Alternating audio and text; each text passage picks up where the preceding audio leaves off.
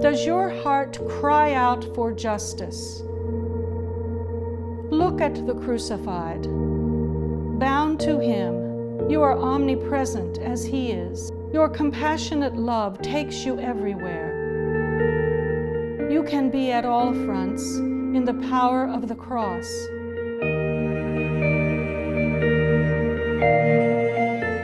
If a woman is looking at Carmelite life, if she's seeking Carmelite life in some way, I think that there are some things that really are important.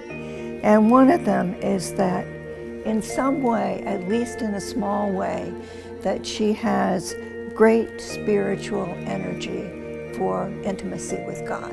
If anything characterizes a Carmelite, it's a desire for communion with God.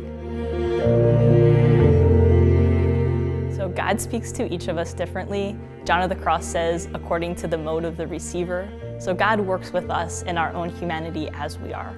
And for some people, God may speak to them very gently, kind of peacefully nudging them along. For others, like we hear St. Paul, where there's this just kind of lightning bolt that God comes kind of out of the blue and kind of shakes us and lets us know that, okay, this is God and we can't deny it. And St. Therese talks about, she never heard God's voice, but was always aware of God working and acting within her. So I think when it comes to discernment, it's really important to be aware of how God may be speaking to you. And I think one of the biggest misconceptions is that people feel like, well, God couldn't possibly be speaking to me. But I think God speaks to everyone. There's not one right option. It's the deep desire you have. Do you have that deep desire for God?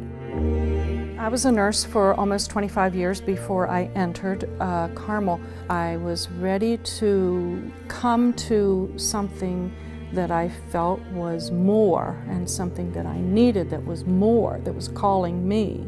Before enter Carmel, I was considering to be a missionary, but once I understood that through prayer we reach every situation, we reach everybody, the concerns, the joys, and the sufferings of the people we bring to our prayers.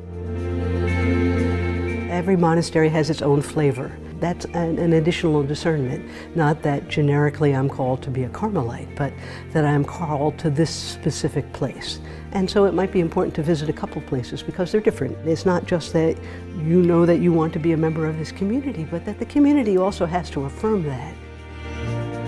I think one thing we've really tried to do is bring people into the monastery.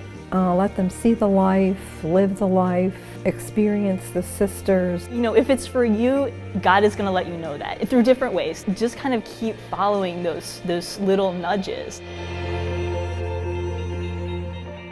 Women often look at the challenges of the life, at the negative side, at the fear of the future, whether it's individual fears or fears about the future of religious life.